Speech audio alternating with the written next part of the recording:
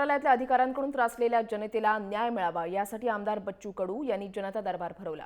मुंबईतल्या मनोरा आमदार निवास आवारामध्ये जनता दरबार भरवण्यात आला आणि यात पाणी, नोकरी, घरं याबाबत सरकार दरबारी असलेल्या समस्यांची सर्वाधिक नोंद झाली आहे। या संदर्भात आमदार बच्चू कडू यांच्याशी बातचीत केली आहे आपले प्रतिनिधी रामनाथ दवणे यांनी।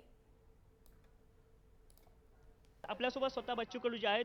बच्चू कडूजी, काय सांगाल, आज तक्रारी दाखल करताय तुम्ही, नेमकं काय कारण आहे? आम्ही हे जनता दरबारच्या माध्यमातून निवड आम्ही तक्रारी घेणार नाही। या जनता दरबारात ज्या तक्रारी येईल त्या 15 दिवसात ज्या प्रलंबित आहे आणि कारण नसताना प्रलंबित असन आणि ते जर मुद्दामून ठेवत असाल तर तशा अधिकाऱ्याच्या खुर्च्या आम्ही मंत्रालयासमोर लिलाव करणार आहे, जाहीर लिलाव करणार आहे। बच्चू, याच प्रकरणी तुम्ही एका अधिकारी जो आहे मंत्रालयातला त्याच्या कानाखाली देखील मारली होती।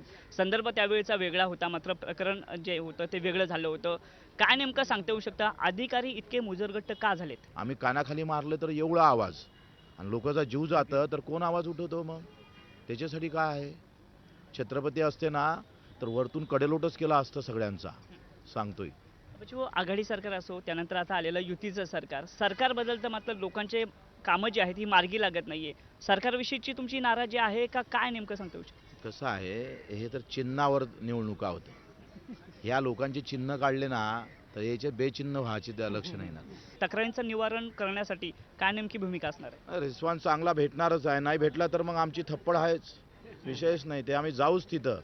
जर नाकेबंदी करा ना जनतेची, ज्याच्या भरोश्यावर ज्याच्या करातून तुमचा पगार चालतं आणि ज्याच्या मतातून सरकार स्थापन होतं त्याचीच नाकेबंदी करणार तर आम्ही सुद्धा नाकेबंदी करूच। कुठे ना कुठेतरी या तक्रारींचं निवारण जे आहे येत्या काळात केलं नाही तर त्याला जशास तसं उत्तर देऊ अशी भूमिका देखील या ठिकाणी आमदार बच्चू कडू घेताना पाहायला मिळतात। कॅमेरामॅन मंगेशसह मी रामनाथ दवणे, मुंबई।